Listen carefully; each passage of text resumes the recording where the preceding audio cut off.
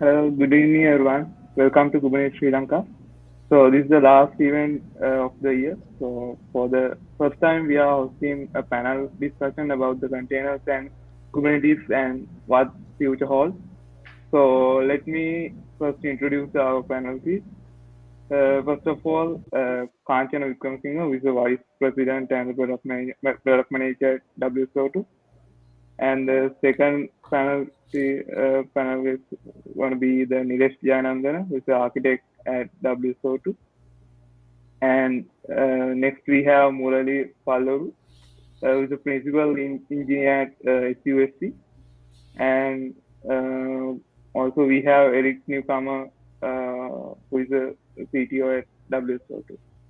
So, uh, so we can start the panel discussion. So first of all, uh, let me start with how how you got started with Docker and Kubernetes stuff. So in in my case, when I was in a company called Platformer, so they were very Docker and Kubernetes related stuff. So then I got the experience about Docker and Kubernetes side. So how about you, Kanchana? Kanchana, you're on mute. Oops, that's right. Kanchana, Yeah, you on mute. technology. Yeah. Yeah. Yeah, actually, even though, the Docker and Kubernetes were like, probably, 10 years or so, or less than 10 years or so old, the original container stuff, it goes long way back, Sun Solaris and BSD days. But that was so hard, to be very honest. So I think after a couple of attempts, long time ago, I kind of gave up. But then Docker created very easy way to do containers way back in like 2012 or so, 12, 13 timeframe. That's what I got really interested and started actually getting into Kubernetes. Then, of course, leading that into creating Platformer is where we actually started very early days Kubernetes when everyone was trying to actually pronounce, what the hell is this? What is this and how do we pronounce this? Yeah, that's kind of how I got started. And yeah, I mean, I can go on for a long, long talk, but I'll let others to say how they got started. Maybe Murali or Eric, do you want to go next? Too? Go ahead, Murali. Yeah, sure.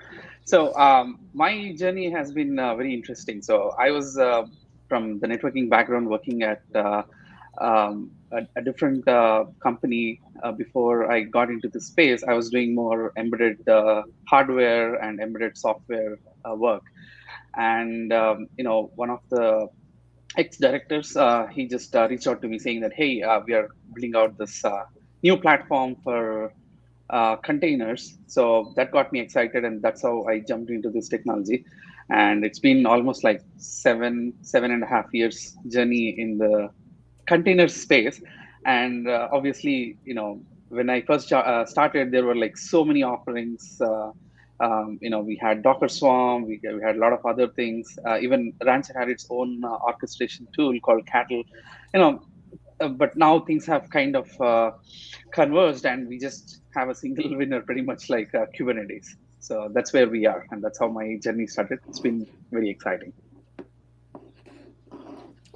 Okay, I'll go. I guess my cloud journey started in 2007 when I attended a presentation by Google, who explained their new commodity server infrastructure, how they came about doing it, how it was engineered, and from there I got the understanding that IT had been reinvented. And after that, I was pursuing uh, various, and when I was at Iona Technologies, then I was pursuing various avenues to bring the technology into the company. In 2009, I started in financial services at Credit Suisse, which was a big SOA-based company, a big architecture program around that. We saw SOA as a step toward the cloud at that time, and then by the time I got to Citi in 2012, I was given the opportunity to redesign payment processing systems for microservices and cloud computing. And then evaluating how to implement this, we came across Docker, decided Docker was something that we wanted to use. In the following year or so, we were able to evaluate some container orchestration technologies such as Cloud Foundry, which we actually could not get to work. And the following year, we evaluated OpenShift and decided on OpenShift, and that was how OpenShift came into City as the standard for Kubernetes in a private cloud. And we created the first production applications on Docker and Kubernetes. We were not able to implement the whole redesign of the payment processing systems, but we were able to take a few microservices, containerize them, and deploy them for some new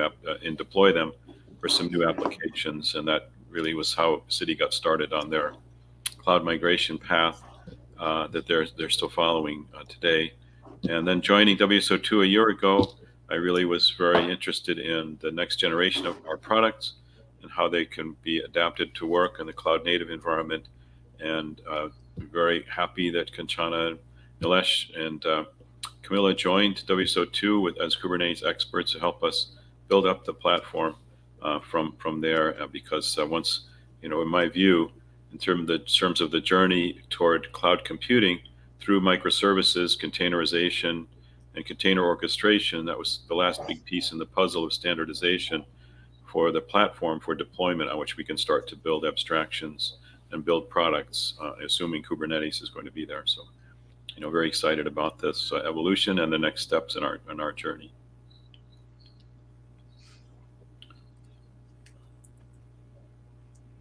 All right, thank you, Eric. So, how about Nilesh?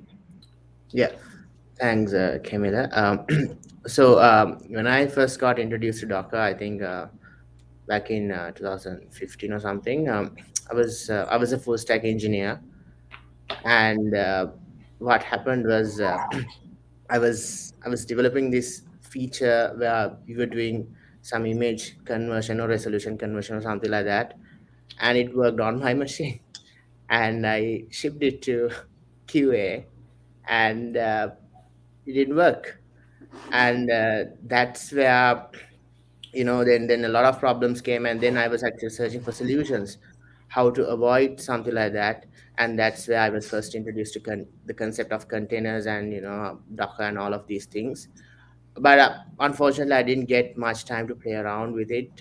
But then I joined with Kanchana, and we built a product called platform with containers, microservices, and all of those things. And that's how my journey started with Docker. Thank you very much. So why do you think that containers got really popular in the last 10 years? So even though they are created a long time ago, so what's the reason for that? Would be. Well, Okay. Yeah. So I think the concept of containers existed, right? I think Kanchana would be able to better explain this more than me. But the concept of containers existed in the Linux kernel in C groups and namespaces. What Docker did was actually it provided a common, an easier way for us to create containers and manage the life cycle of containers and do all of these things. But I think companies like Google, etc., they had their own platforms to containerize and run container engines. But I think Docker became popular, and the dev example that I just told you a while ago, that was one of the reasons that the portability of Docker and the immutability, where you can sort of like have one version of the application, and then you tag it, and then you go and build another one, and then all of these things. It actually helped the release processes, managing applications, and doing all of these things. It actually helped a lot of people. So I think that's why Docker became really popular. And also, like, as a developer, especially when you're working with multiple technologies, sometimes your computer could be cluttered with so many softwares that you install. But thanks to Docker, even development has been pretty easier, where you can have multiple development environments the way you want. You can switch context very easily. And then it's I think all of these things actually has helped to the rise of the popularization of containers. for developers, and also running it in production and managing this scaling and all of these things. Yeah, hand over to you, Kanchana.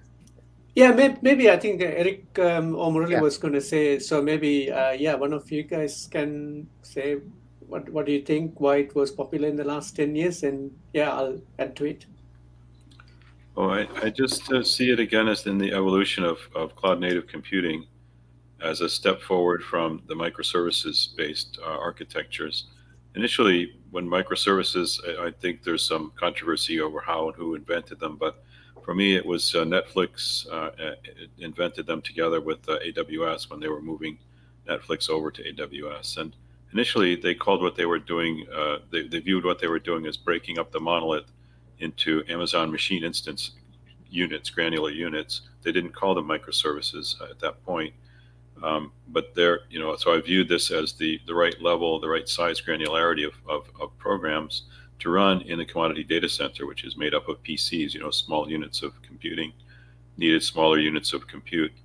But there was another influencing factor from Amazon, especially about the strict interface control, with which they were building their website, and the breaking up of their website into functions, click to pay and review function, as separate microservices where they could evolve and deploy and change and fix bugs in these separate components. As long as the interfaces between their components remained stable, they could push to production anytime they wanted to. And they pushed out hundreds and hundreds of changes daily, and they're pushing out a lot of them. So these two factors, to me, were what were creating this kind of popularity of microservices to get the benefits of cloud computing, to get the agility of rapid change. And they became called microservices at some point. And after that, there was the problem of how do you deploy them the most efficient way, because when Netflix started out, there was a lot of manual effort and a lot of tools they created, many of which they submitted to open source. And so Docker became a simplification of how you deploy microservices, in terms of the evolution of that style of computing. And when we were doing our microservices work, we first started evaluating Cloud Foundry, who had their own type of container, which was actually, to Nilesh's point, much more difficult to work with. And when we were doing the pilot with Cloud Foundry, we said to them, we would like to have Docker. We think Docker is the right way to do microservices. And they said, no, you don't want that. You want what we have. And we had, kind of a big argument about it. But the real problem was they didn't have a working platform end to end. They didn't have the data tier working. We wanted a Cassandra plugin. They couldn't do it.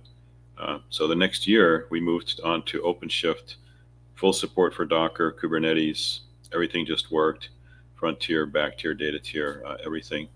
And then, I think that Docker containerization just made it easier to put together our microservices into deployable units and deploy them into Kubernetes. So I think there's a combination of factors of the evolution of standardization around the way that you build and deploy microservices and the ease of use, Nilesh mentioned as to why this became very, very popular.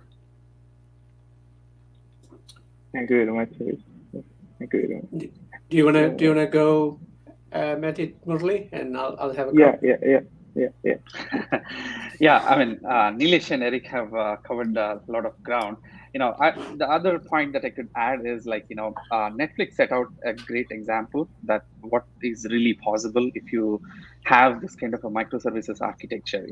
A developer being able to commit code and then that going into production in a very short amount of time, that's like a dream, right? In the past, it takes many weeks or many months, sometimes a year or two to get your to ship your product out, right? There are multiple stages in between, you have to give it hand out to QA, and then you give it to the release team, they push it out, and then again, once it is out, you have the scaling issues. Now, all of these are made accessible and easy for the developers or the development teams. So that's like the microservices architecture and the containers, they gain so much traction because of this agility that's provided to them.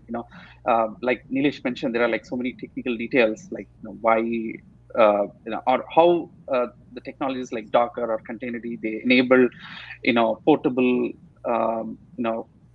software that could be shipped from one, that's built on one computer and could be run very easily on a different computer, right? So this whole thing, it's like magic. So it's enabling people to build products and ship them to their customers much faster, and get feedback from your customers and iterate on that. So that whole cycle has become much faster. Yeah, I think three of you already covered a lot of ground. We keep on adding into it. So it's just like the adding layers onto the Docker image as well, right? So I think one of the greatest thing that Docker did was, like all of you all touched, the complexity of getting that, the containerized workload in a standard way, right? And anyone can package it and deploy. I think that was the biggest reason in the last 10 years it became really popular. And of course, like Eric touched, the microservices pattern took off, right? And that also helped the momentum. If you look at 15 years back, when what BSD did and Sun did, you needed an army of engineers to actually get something containerized, right? So developers didn't really bother to make even the SOA-based architecture components into a container, right? So that's, I believe, is the biggest winner, and what Docker has actually contributed. Over to you, Camila. Yeah. Thank you, Sachin. Thank you, and for your ideas. So in this previous question that I asked, so we talk about Docker. So Docker made it very easy to create, so build and run containers, and to certain extent manage at scale with Docker Swarm. So do you use complex orchestration platforms such as Kubernetes? I think I'll take this one first in that case. I think Murali touched when he talked about how he got onto Docker and Kubernetes already. Yes, there were many other container orchestration platforms like Docker Swarm, Apache Mesos, and Nomad, and like you said, Rancher also had the Rancher's own version, Cattle, and to a certain extent, the previous version of OpenShift was trying to kind of do something similar as well. But I think the Kubernetes, which came out of the Google Borg paper, had thought about this, doing it in massive scale, and not just simply running 5, 10, 20 containers, but how would you run it at like Google scale? Even though not everybody probably need to run everything at Google scale, but that actually gave the flexibility that the infrastructure engineers as well as the developers needed, right? And yes, of course, in the beginning, it was pretty hard to get Kubernetes going on your laptop and run and deploy. But it is over time, it's become so easy. Either you use Rancher Desktop or Docker Desktop or Rancher's K3S version, which I love the most. Lightweight version. You can get it up and running, and you can have multiple nodes. Yeah, that had made the need to run at scale was the biggest question, right? And Apache Mesos was a good project, but it was again overly complex, right? And I guess the other thing that Docker Swarm, the challenges they had was they didn't really entertain with the community much, like how Kubernetes did. So the ecosystem for that built around Kubernetes pretty quickly. I think Docker probably regret, Docker as the Docker company, the Docker Inc. probably regret that not doing that in the early days when they actually had the leverage. But yeah, here we are after 7 years. Kubernetes is well matured in so many millions of deployments now. So yeah, that's kind of my take on why do we need such a complex one. Thank you, Kanchana. How about you, Murali? So how about you? idea? Yeah, I mean, what I can say is like, yeah, it's Kubernetes when it started out is pretty complex, and there are a lot of other solutions which are trying to simplify, and now there are other teams around the world that are trying to work on platforms that would simplify adoption of Kubernetes even further. Like, probably, if you look at this whole journey, right, this is very similar to what Linux has been through, probably 10 years or 15 years back when Linux was out there, it was very complex, when I had to install Linux, it was so complicated. And now look at it, like, all you do is like you can provision servers, you can just define everything in a simple text files like YAML, and then all the configuration is passed in, and then things are taken care of.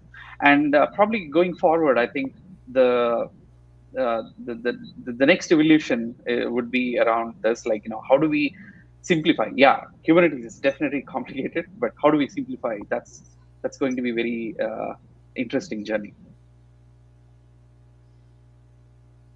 Thank you, Murali. Thank you.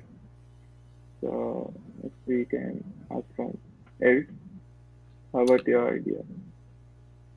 Kubernetes evolved, as Kanchana said, at Google as a way to deploy apps at scale.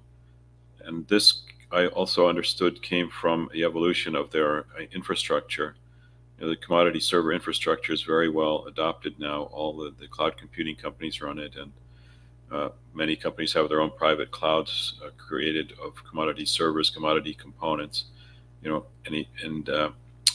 Because there's hundreds and thousands of them, you cannot use the old system admin models of individually logging into servers and provisioning, configuring, tracing, monitoring. Everything has to be automated for system admin, which is where we get DevOps and APIs for how everything gets administered and operationally.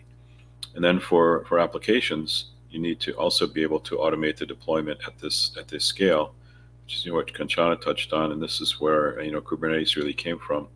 I remember seeing a demo of Borg, I don't know, maybe 9 years ago, something like this. Somebody from Google just did a Hello World program and put out a configuration to deploy it across 30,000 servers. And he was kind of showing off, and he's looking at his watch. Oh gosh, 30 seconds, what's going on? Oh, it's the dev cluster, not the prod cluster. Okay, all right. You don't have to show off for us like this. But I think that the fact that it did come from this whole need to automate the scale and the different approach to computing that's represented by the commodity data centers and the other commodity components that they have has come from there.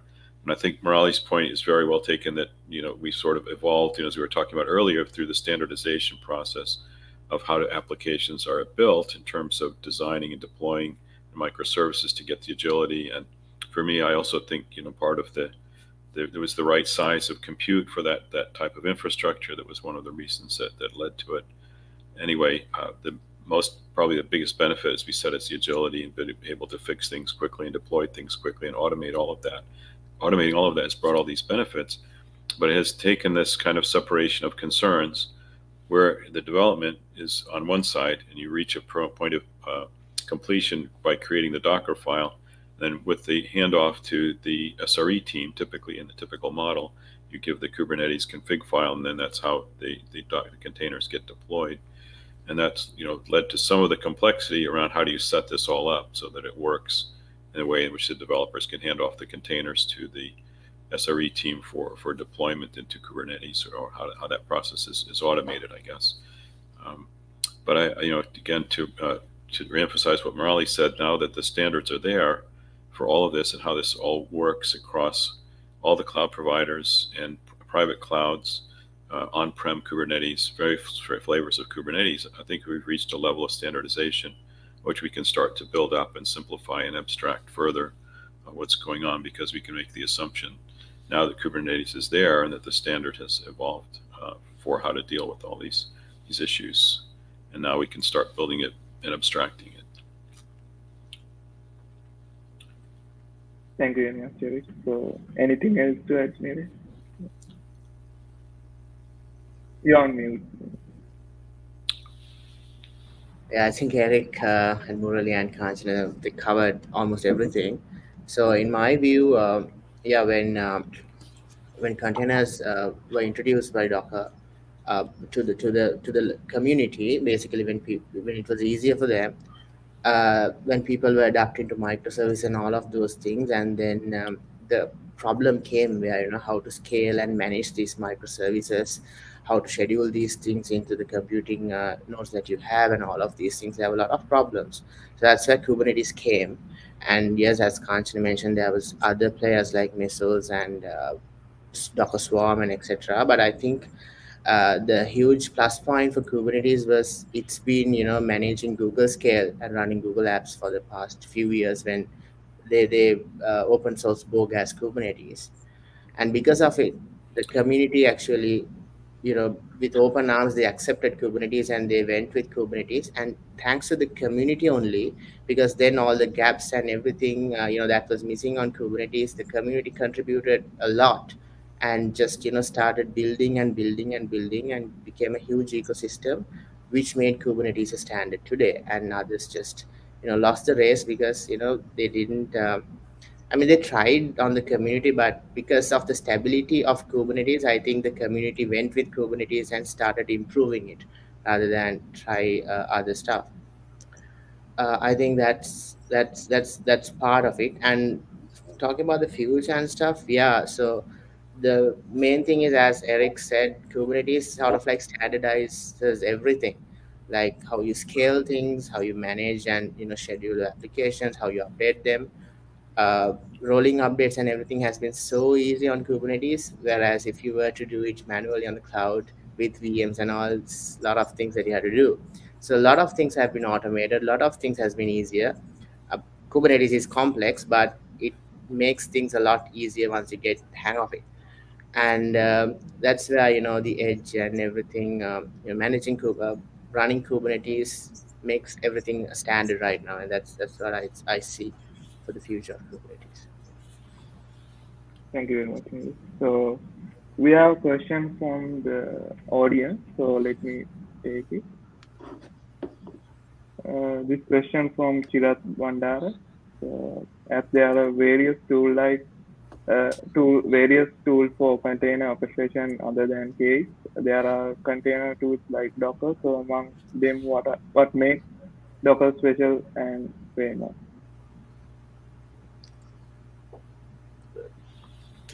Shall I take it? Yeah, you go. Yeah, sure. Yeah. Go ahead, yeah. Yeah, I mean, so Docker is like, yeah, this is a container runtime engine.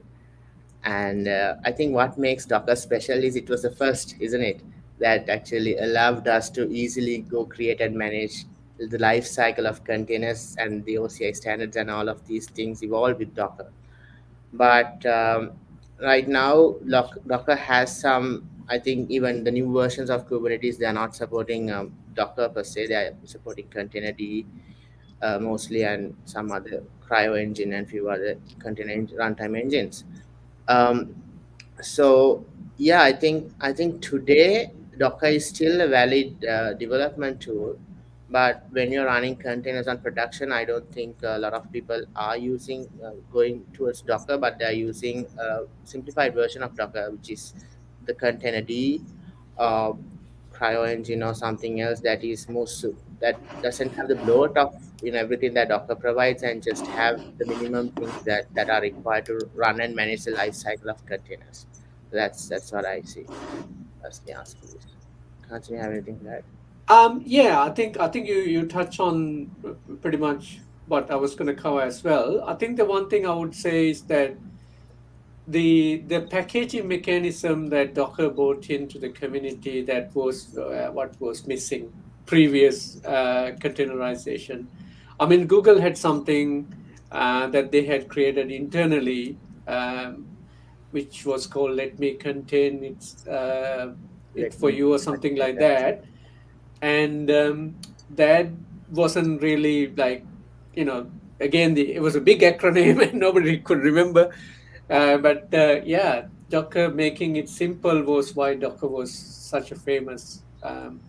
But sometimes getting in first and becoming famous, you can be bogged down in one area. That's probably what happened to them in terms of the orchestration tooling, right? But Docker will still be there in terms of the standard that they created, creating Docker images, or the container images rather.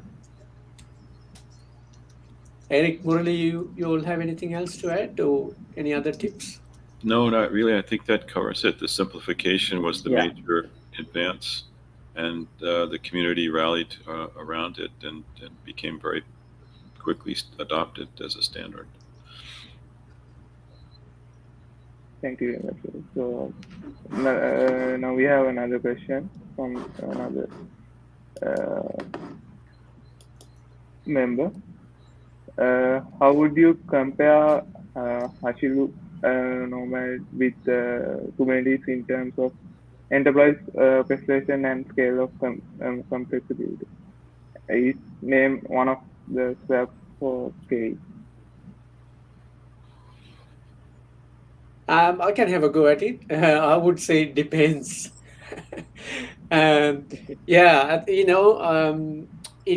Companies like Ranchers who say they have made managing Kubernetes so easy.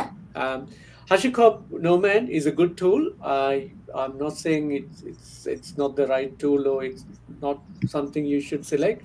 Honestly, it depends on the I guess where you want to head with, as well as whether you want to stay more closer to what Kubernetes is doing as an open source project. Because if you look at, so say, Rancho or Red Hat OpenShift, they're pretty much using the upstream version and staying on with it. And especially Rancho's, so say, product is,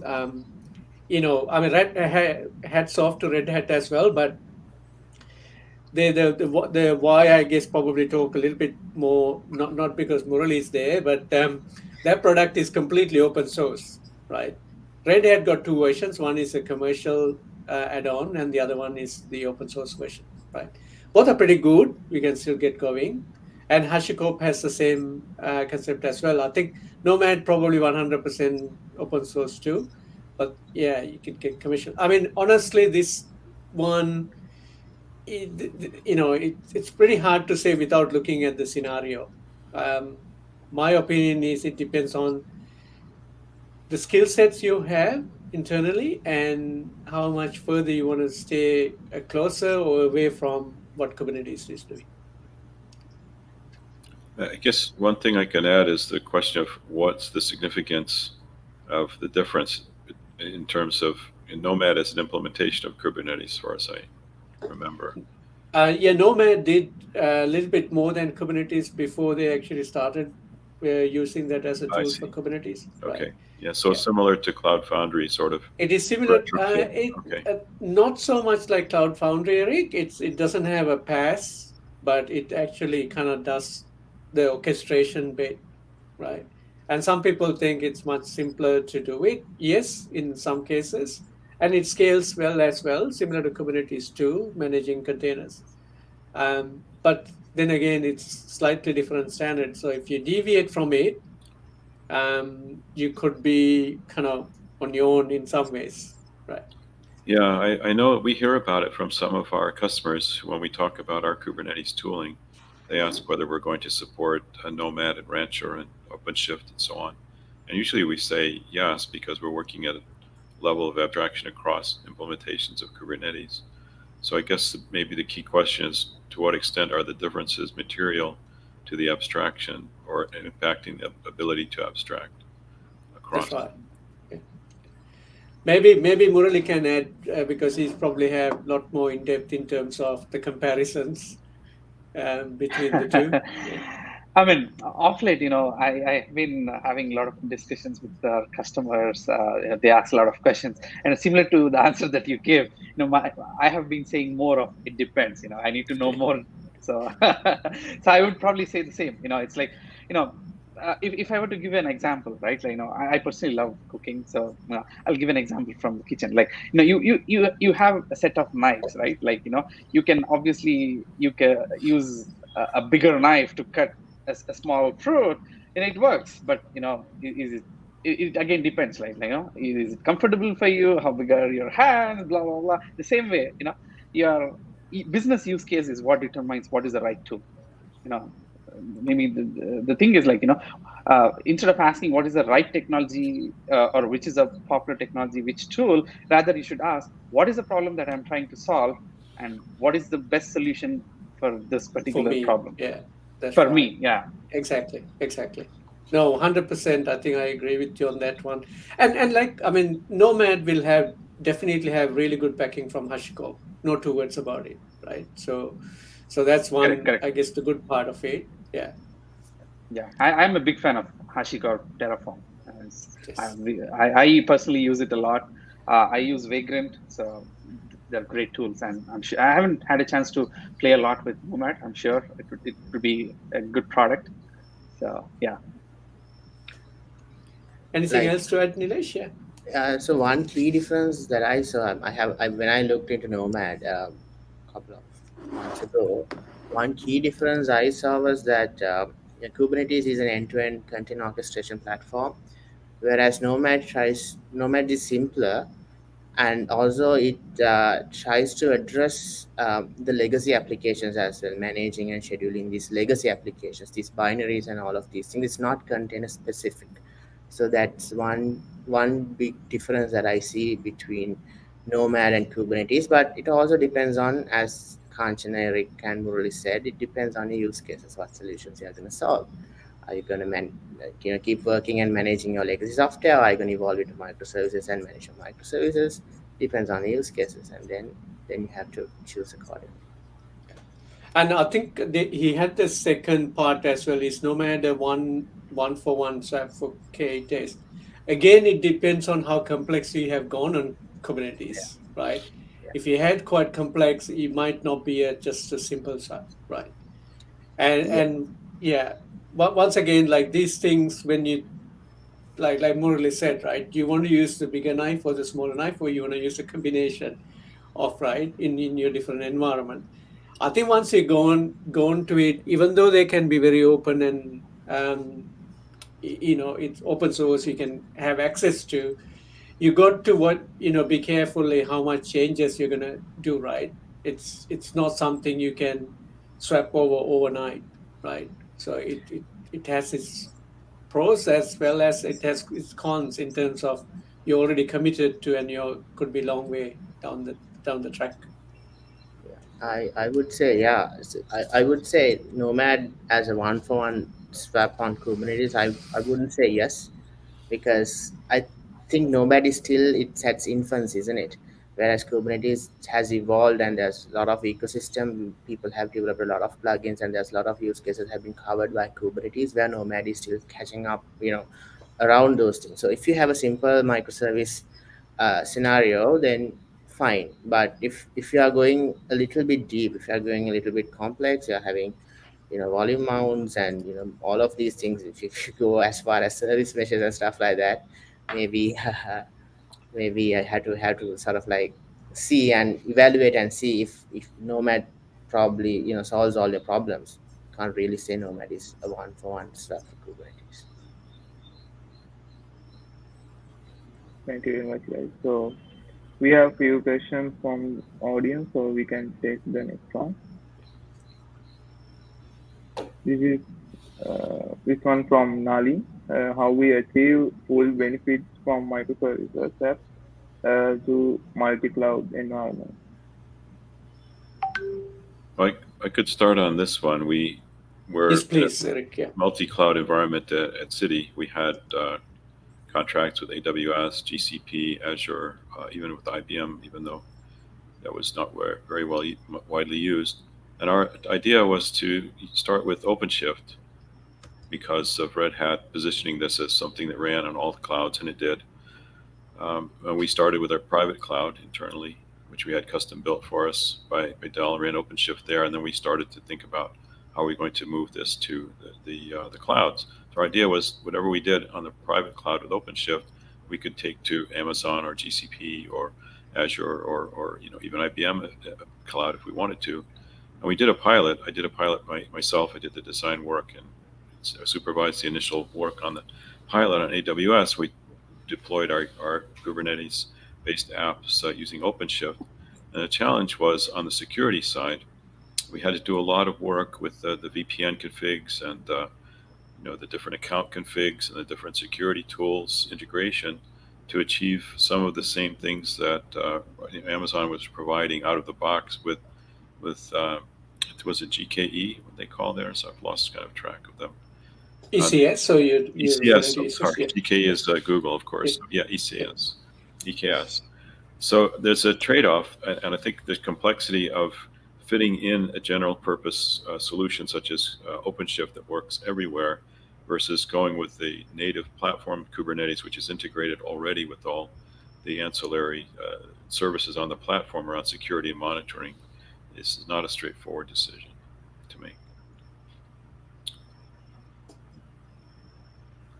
That's our experience anyway. Perhaps Murali or Nilesh, you might want to add to it? I think Eric covered all of it, right? So it depends on what your requirements are, and how you do that. And by using open source standards and all of these things, you can achieve actually full benefits of the microservices through multi-cloud environments.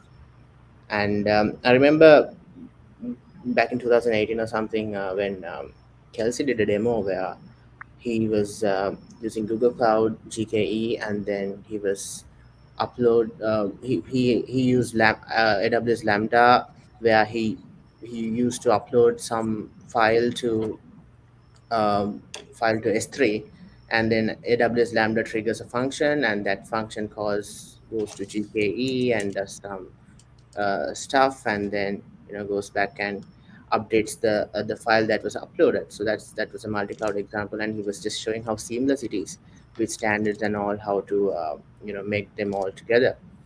So yes, you can use the best of clouds, and it's up to you how you architect your application and solution that goes in this question. Yep, true. Good points. Like both of them. And I think finally, we had a client in Australia, and the reason for them to run multi-cloud was one where the data streaming was coming from, that was on the AWS, and then they wanted the microservices to be, and the development to be running on Google Cloud because of all the managed services that they provide. So you can, I mean, my recommendation is don't buy into that you need multi-cloud to do microservices and get the full benefit, right? You would need multi-cloud if you actually have a real need, because for certain reasons that you may not have a region in where you are, you might have to run AWS because that's the closest to you, so you can get your data in and out quickly, but your clients might be in the US, and Google or Microsoft might actually provide you a better cost-effective way of running them. So you kind of have to think about those kind of scenarios. You can get the full benefit out of microservices with a single cloud, right? You don't need the, to always go for the multi-cloud too, right? Again, I think we go back to it depends on the scenario status, right? Thank you, Kanchana. So now we have another question from Nisa. What is the difference between a replica set and the replication control? That's a Nilesh type of a question. Yeah, I'll take this. Right. So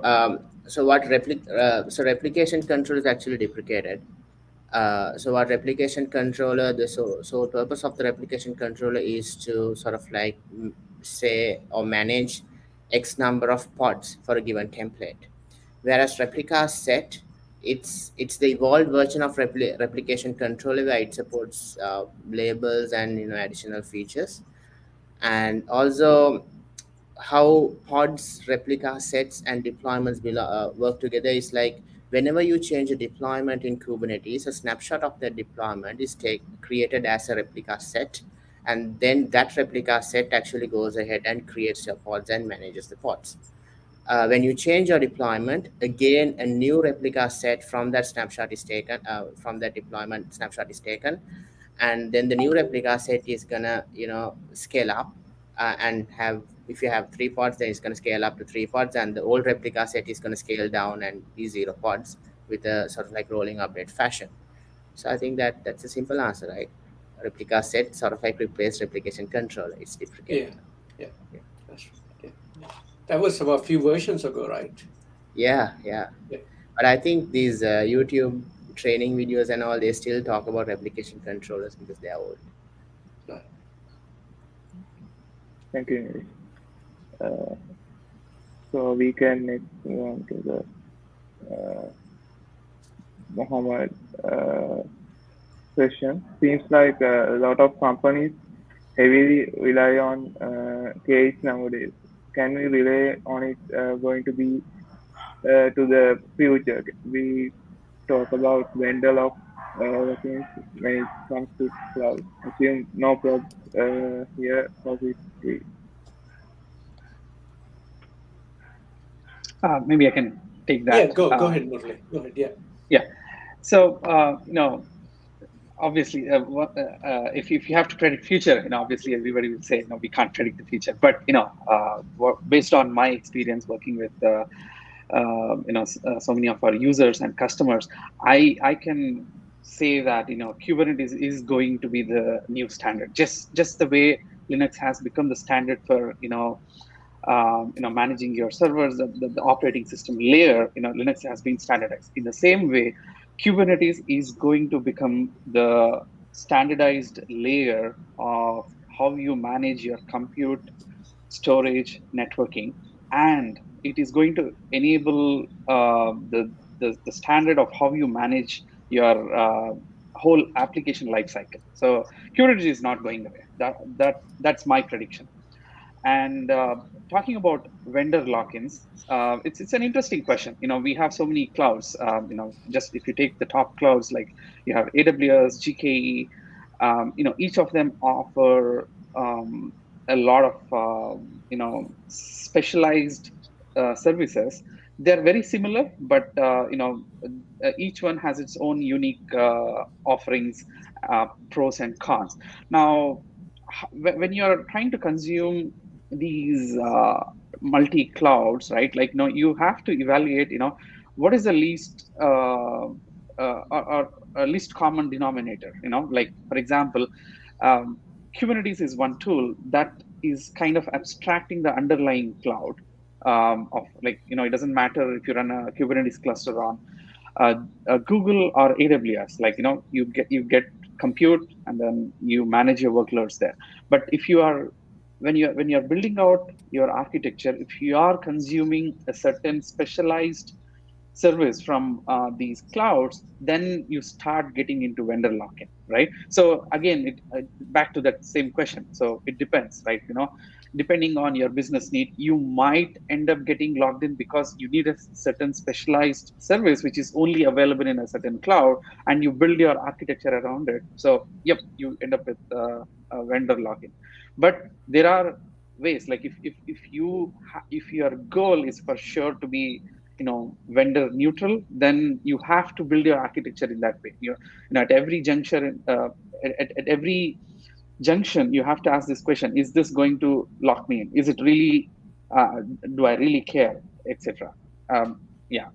And one simple example that I can tell is, like, when you're creating a Kubernetes cluster, like, there is this option called cloud provider, right? So the moment you enable it, that particular cloud provider is kind of a lock-in for that Kubernetes cluster, right? It makes life easy to manage that. But you can get logged in, but there are strategies of how you can still be free. Like, how you manage data defines your lock-in functionality too. So yeah, it like I said, like, it depends on the business use case. That's right. Go ahead. What's your take, Eric? No, I was going to say maybe Eric or Nilesh can add on to it, and then maybe I'll add on. I don't think I would have much to add other than to reinforce the point that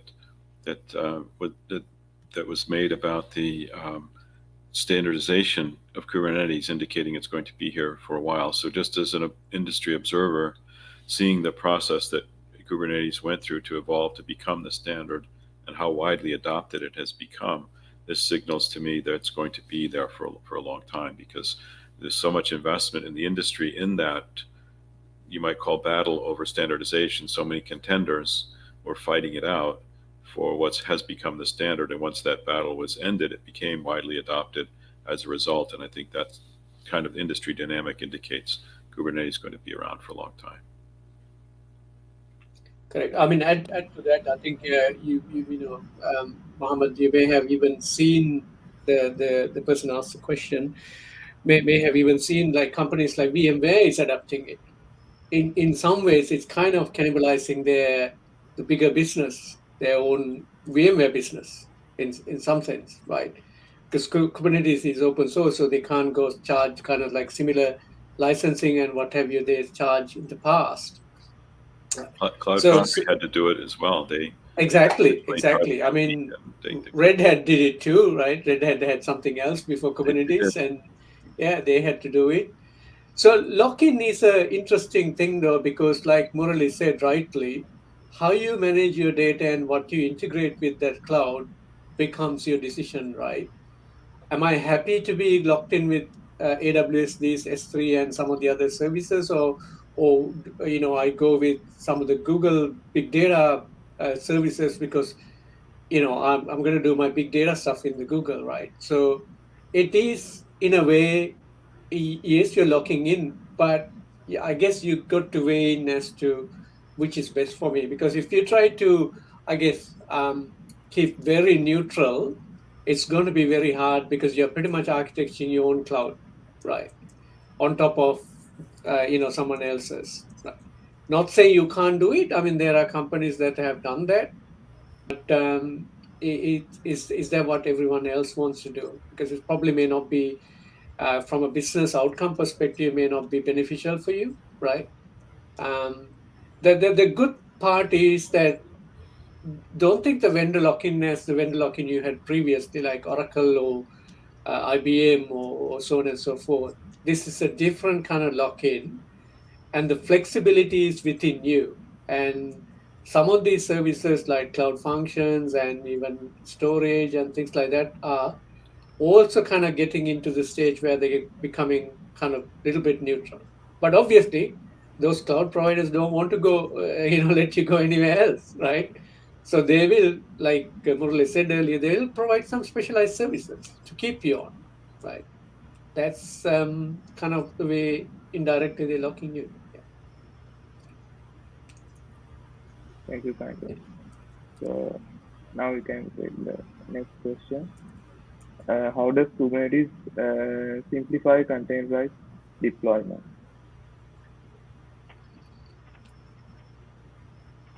Nilesh, you want to continue on this, or you want me to take it?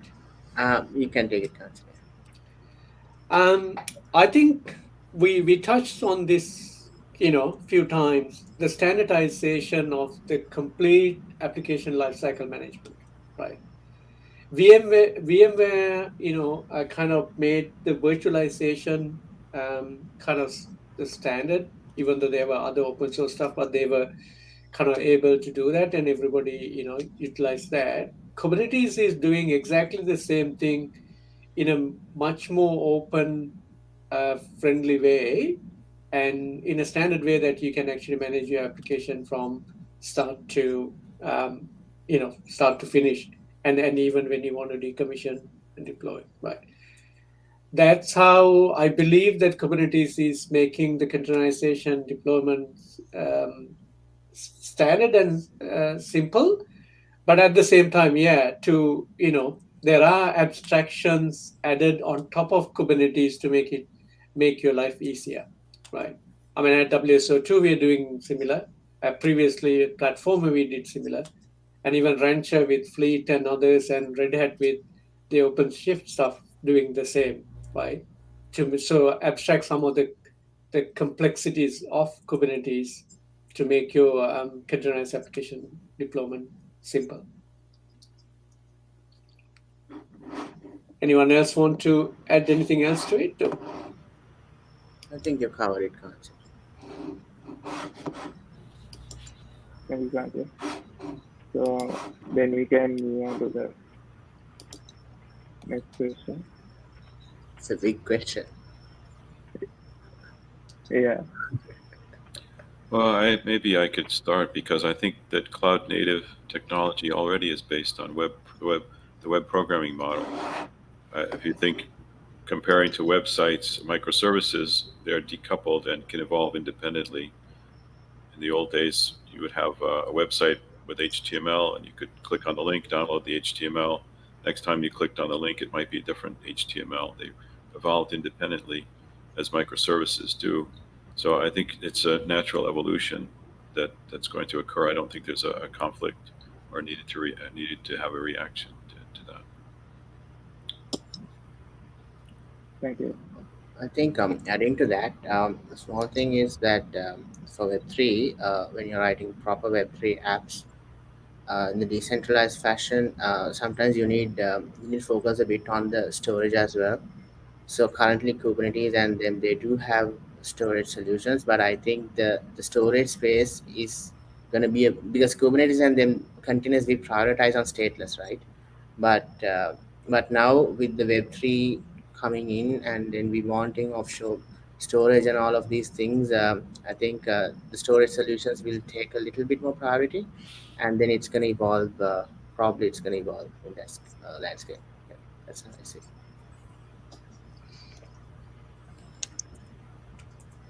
Thank you. So now we can move on to the DevOps side. So in what ways do you think devs and ops life have changed since the introduction of Kubernetes, and especially now the adoption rate is quite high?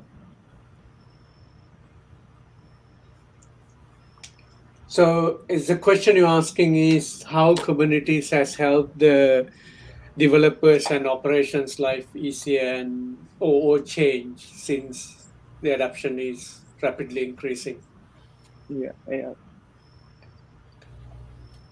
My view is I think prior to Kubernetes, VM did the virtualization did a great job of being able to spin up things and manage at scale. But however, you have to bolt on a lot of tooling together to do that, and there was no way, I guess, no easy way to scale up and down applications, right? Unless you were running like the Netflix days, you were running a single microservices on a single VM. So if that dies, then you can spin up another one, right? Whereas it was a bit harder, right? In that sense, now the operations life has become slightly easier because you declare how your application want to run. And Kubernetes kind of take caring if one node dies, it automatically spin up another one and then, redeploy your application, which the ops do not have to do it manually anymore, right? Or the page doesn't have to go often as they used to be, right? From a developer's perspective, also they can state how they want to declare how they want to run the application, right?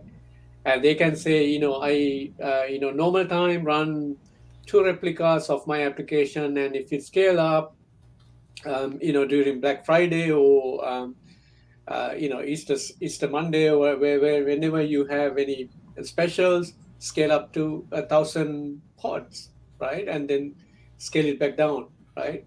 That way they don't get paged as well, saying that, your application is performing pretty badly. So that way, I think it made their life kind of easier, and being able to declare how you want to run the application, and from the ops side, being able to declare how you want to manage your environments, right? I think that was kind of the 2 biggest wins for the devs and the ops. Murali, you worked with a lot of Rancher and SUSE customers, so maybe you might want to add something to it. You've made a lot of things clear. So as I'm personally a developer, so for me the biggest benefit of using Kubernetes is the portability. I can run the same version on my laptop that's running in production, so it makes life easier for me to develop the application, test it out, and debug it. So as a developer, that, I mean, to be honest, like, that's all I care about. Once it is pushed into the other side, I really don't care. But that's the beauty of it, right? Like, as a developer, Kubernetes has enabled me to a point where I can work in the same environment, make sure it works, and then after that, I really don't care. Things will be taken care by the DevOps teams, and everything is assumed to work. So that's how Kubernetes is enabling the developers. It's helping developers focus on what they do or what they are good at, like developing applications. Yeah. Eric, Nilesh, you want to add something as well? Yeah, I would just add to emphasize the reverse of this, which is developers should not be worrying about this deployment aspect and the separation between Kubernetes and development provided by Docker and config files. It really helps that. It's different from the app server world where developers had to deploy the app server with their code. Here you've got the separation, which should be very beneficial. Yeah, I think I agree with all three of you. And I've been a developer and DevOps and all of these things. So I think writing all of these manifest configs and developer writing these, they know how the application runs and they can design these things properly, and then the ops can take over and then take them into the high environments, and then you can manage and observe how things are running. Everything has been pretty standardized and very easy with this, so it's easier basically. Thank you, Nilesh. Is Camilla still with us, or are you still hosting us, Camilla? Yes, sorry, I have issue on my side.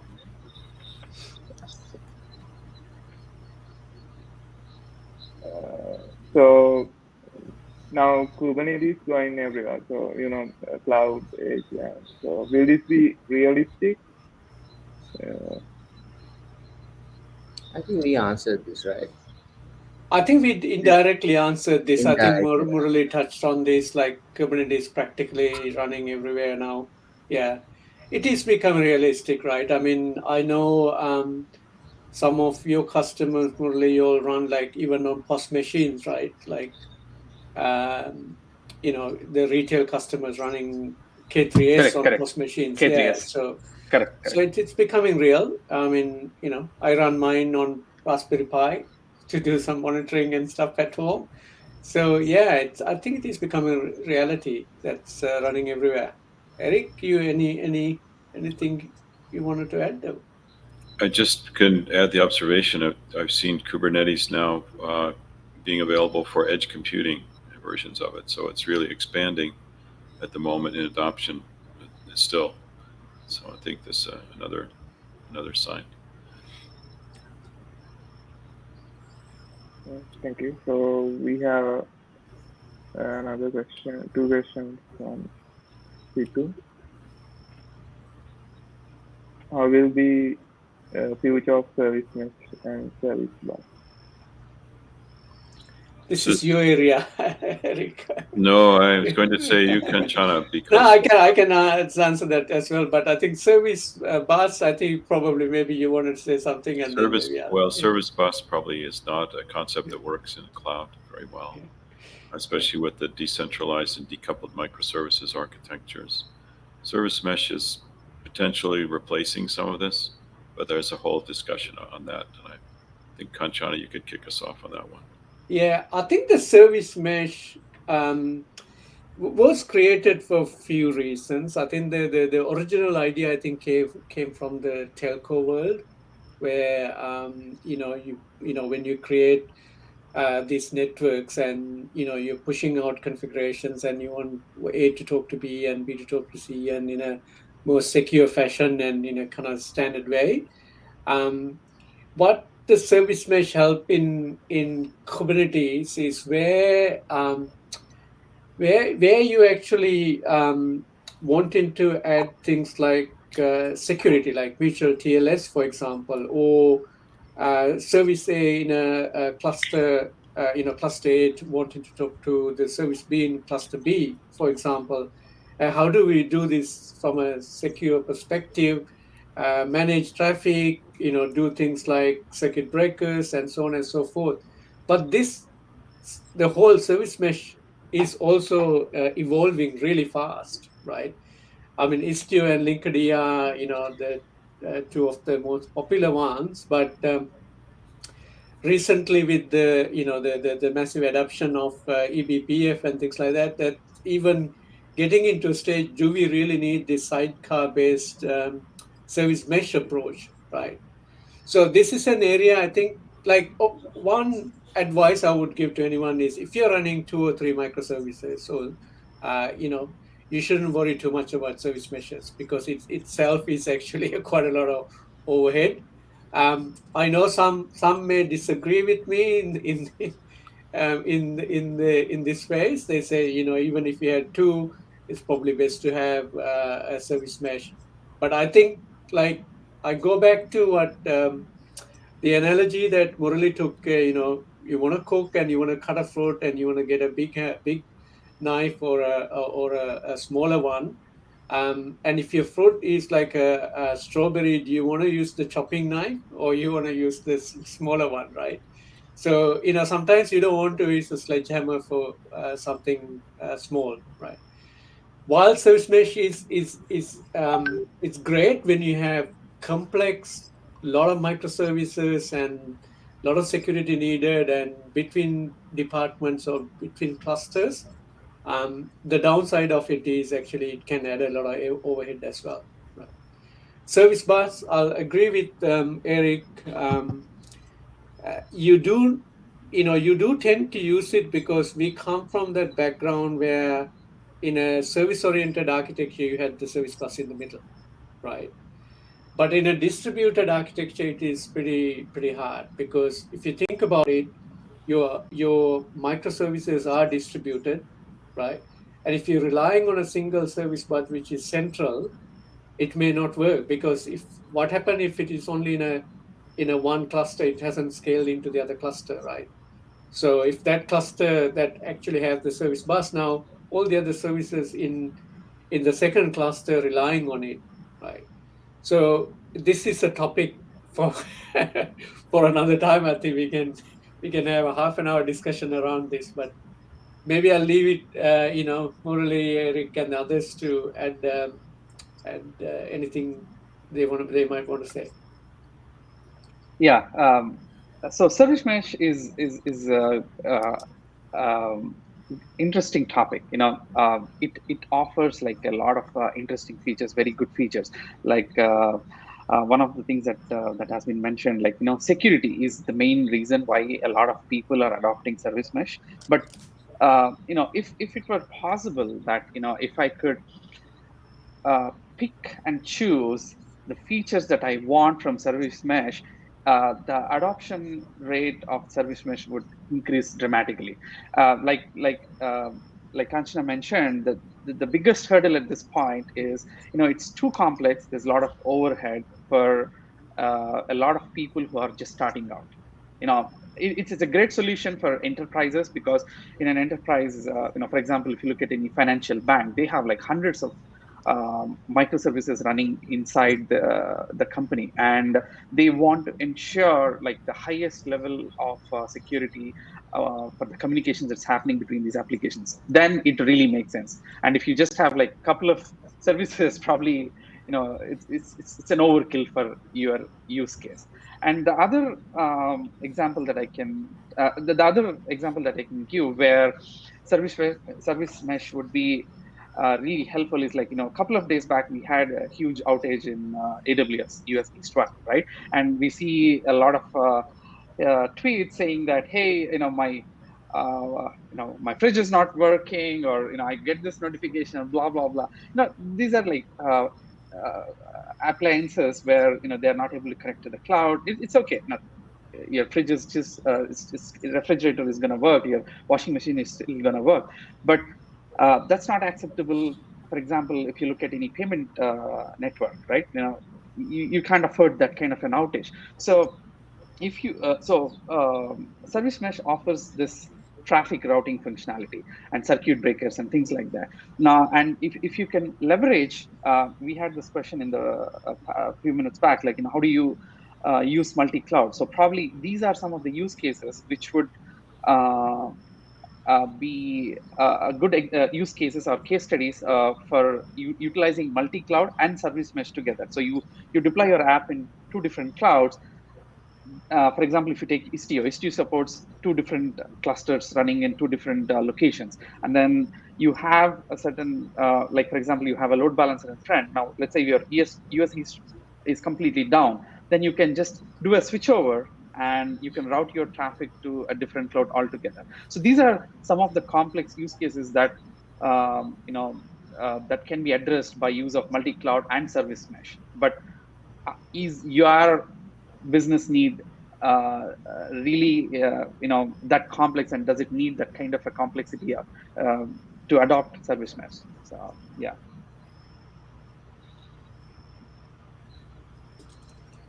Thank you, Nilesh. So now we can take the next audience. Okay. How will be the evolution of the cloud native landscape? Well, it's gonna grow. That's it. Yeah, it's continuing to grow. Simple answer. Yeah.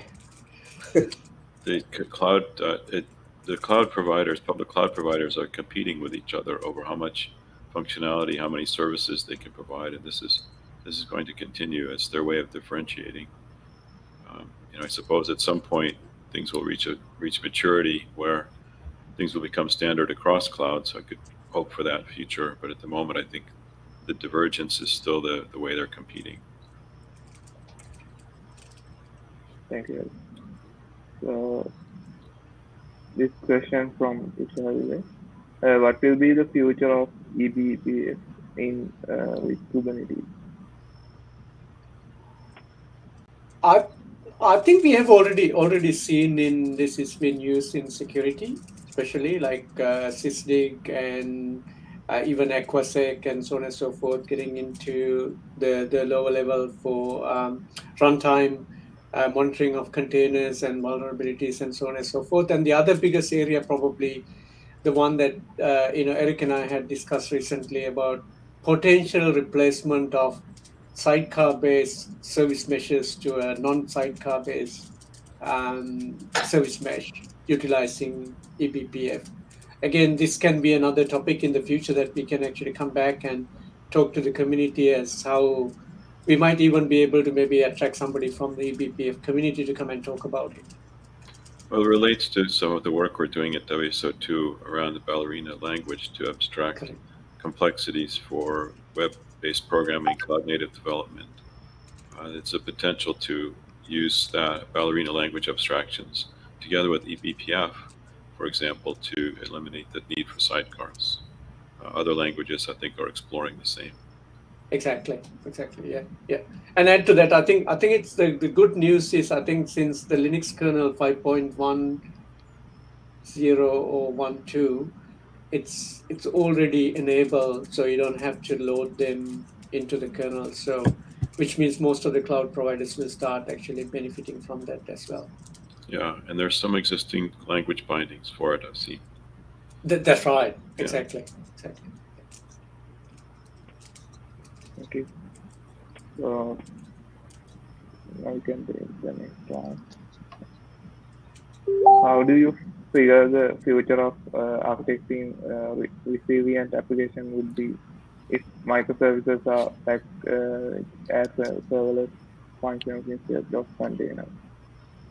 So, well, I think resiliency is more design of how the application relates to the infrastructure, rather than whether it's being done in microservices or serverless functions. The cloud computing environment that the commodity data center provides a sort of built-in resilience mechanism.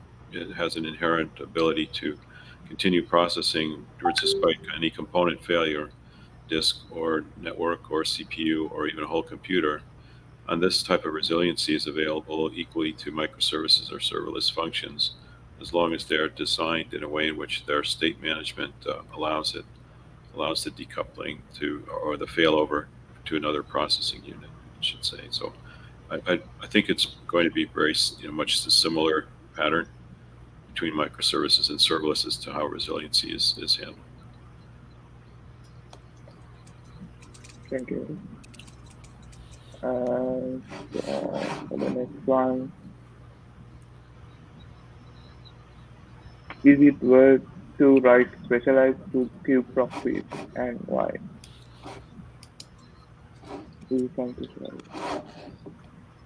Maybe we'll get Murali to answer from his some of his prior networking background. Yeah, I mean, like I mentioned, like often I have been asking these questions, like, what's your business use case at the end of the day? That's right. So without knowing the context, probably I cannot. It's pretty hard, isn't it? Yeah, it pretty hard depends, to right? answer. Yeah. It depends. Exactly. Yeah. Yeah, I think. Please feel free to ping me on Twitter or exactly. whoever asks this question, I'm more than happy to have a detailed conversation. Thank you, Murali. Thank you. So the next question would be, would you mind explaining the use case of kubectl? Okay. Maybe I can take that. I skipped the previous one. So, okay, go ahead. Do you want to go? No, you go ahead. You go ahead. Okay. I was going to say that I think we're probably about 18 minutes over, Camilas. Yeah. So maybe. Yeah. I do have a stop at half of the hour, I guess. Yeah. So maybe we'll take this question, get Murali to answer, and then can we have the audience questions, and then we'll wrap up? Is that okay? Or sounds good. Yeah, go ahead, Murali, please. Yeah. So there are so many use cases of kubectl. The most obvious one is it's a tool to help you figure out the state of your Kubernetes cluster. And I've seen our users and customers use kubectl in their CI/CD pipelines. Trying to deploy their workloads. If let's say if it's a simple workload, you don't want to use Helm, you can still work with kubectl. And you can do a lot of fancy things too, like you can extract information about the various workloads, present it in different formats. Sky's your limit. You can use it in various fashions. I personally, like I said, I use it for deploying workloads, and when sometimes I get pulled into severe customer escalation calls, and kubectl is the only way. For example, your control plane is completely down. Whether it's OpenShift or Rancher or some other tool, things went south. The only thing that you have access to is kubectl. So it's your lifeline in situations like that. To figure out what went wrong, how do you recover from that failure and bring systems back online. So it's a very powerful tool. It's like the new SSH, isn't it? It's like the new Correct, SSH in exactly. JVM. That's a very good comparison. Yes. Yeah. Thank you, Murali. So this would be the final question from my side. So with all this buzz around containers, Kubernetes, so where do you think what the future holds?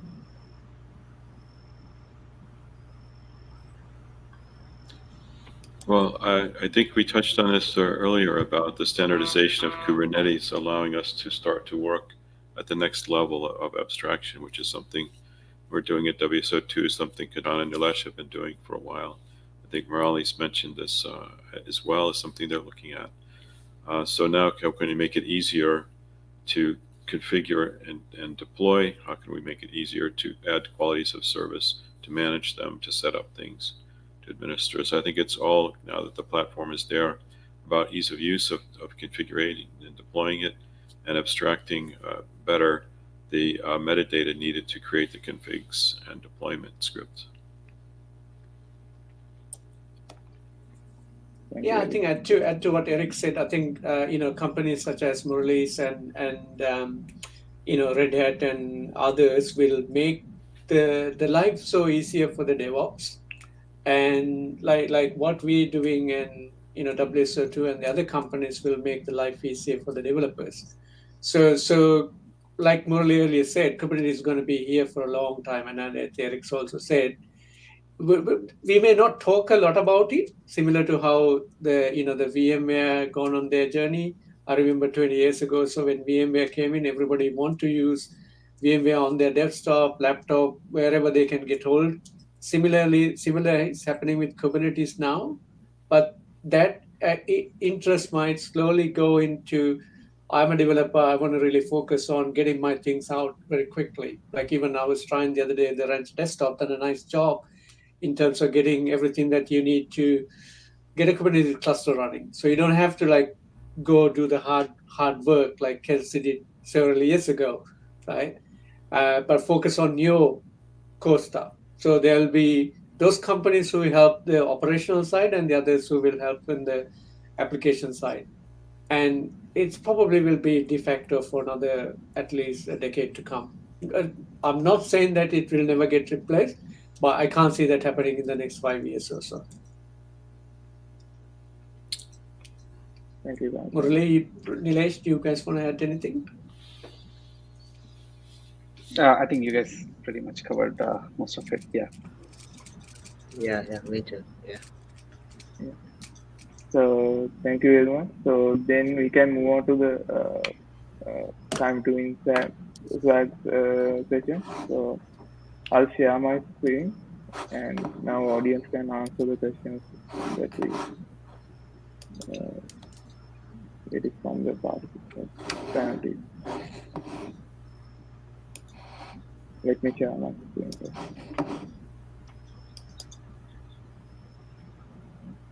Can I see my screen? Yeah, we can see the screen. Yeah. Yeah.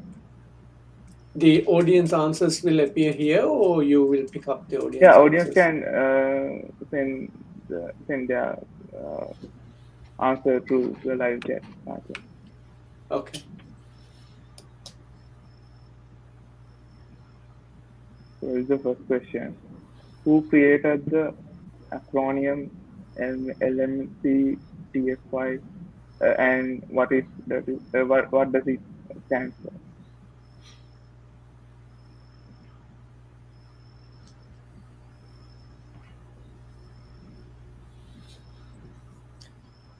So if the audience doesn't answer, can we answer and get the swags? No, you can't answer. You can get some swags anyway. For trying it.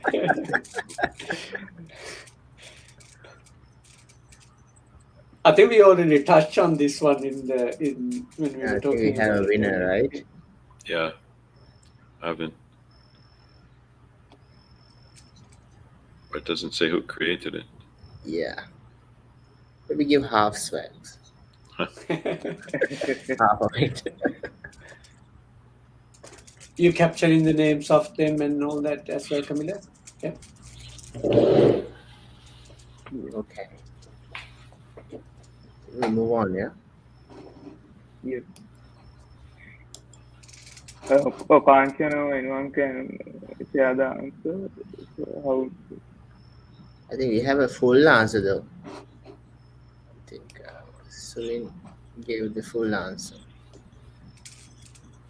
Sorry, I can't see that screen.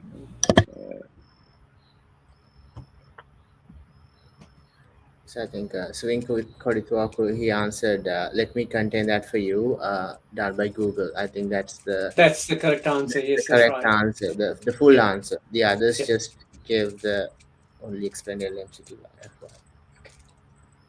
All right. Okay. Move on to the next one. Okay. The second one would be Kubernetes. Many years are now known as. Nilesh got a swag for this when in Kubernetes KubeCon in Seattle, right? From Heptio.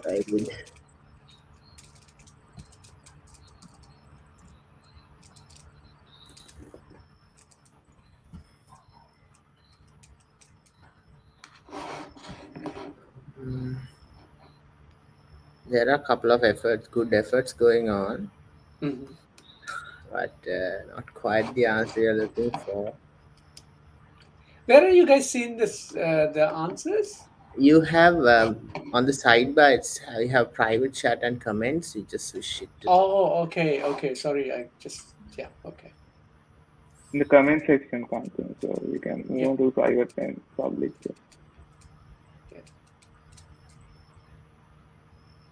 All right, I think the correct answer is Tenuka gave one worker nodes. I think everybody else said nodes. One person said workload nodes, but it's actually worker nodes. All right. Okay. So, Tenuka. Then I'll move on to the next one. Is Kubernetes the modern app server?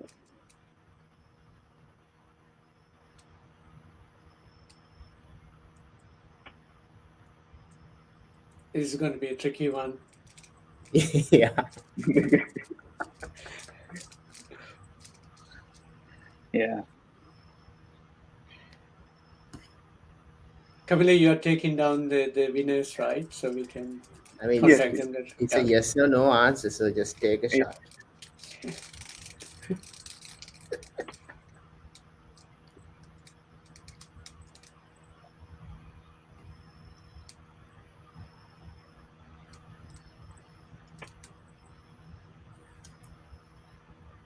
Anything else, Nilesh? I can't see the comments. Right. Yeah. So I think Avin already. No, Avin didn't win one, right? So Avin says yes. So yeah, we'll give it to that. It's the first person. Yeah. Kanchan, do you want to elaborate a bit on the answer on yes, or are we good to go? I think it would be, because I think it's Kubernetes, the modern app server. If they say yes, I think probably right. Yeah. In comparison to is it like the old JBoss server or something like that? I think might be helpful. And that's why I said it is a tricky question. Yeah.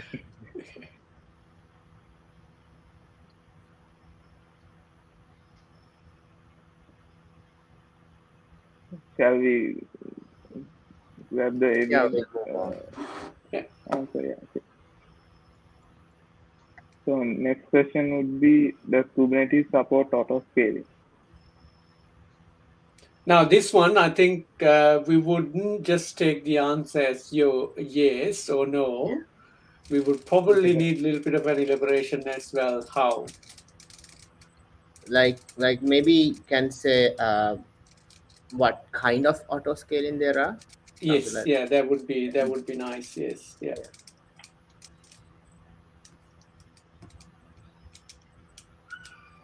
Everybody's commenting yes, but no, we are looking for what kind of auto scaling Kubernetes has. If the answer is yes.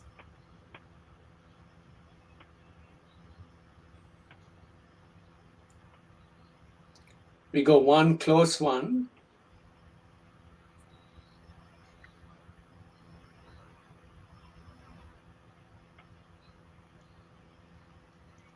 Yeah, we got an yeah. Oh, yeah. So Yeah. Uni Krishna. Yeah. Sorry. Would you consider that as the right one, Nilesh? The right first one, There's right? actually three. There's one more, but if not, we will go for that. Yeah. Okay.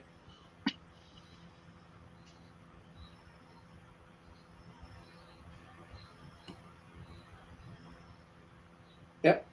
I think we have a winner, Camila, so we can move on. Yeah. It's only Krishna, yeah. So this is the final question. What other container orchestration platform exists prior to Kubernetes?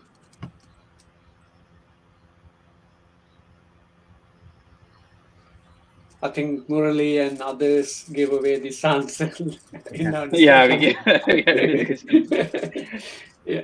Maybe we need to say like at least 2 or 3. Yeah, that's right. Exactly. Yeah. I think we would need at least 2, right? Yeah, at least 2. Yeah.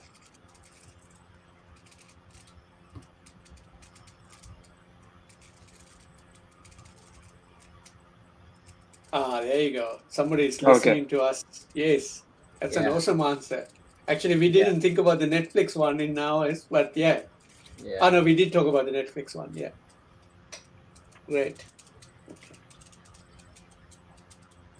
Okay. That's the last question, right? That was the last question. Yes, that's right. Yeah. I think Eric had to drop off, Camila, because he has another meeting. Yeah. Okay. We are 30 minutes over. So we are holding up Murali as well. Yes. So I think now we can wrap up the session.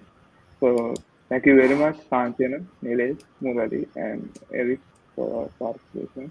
We highly appreciate your participation. And stay safe. Thank you very much.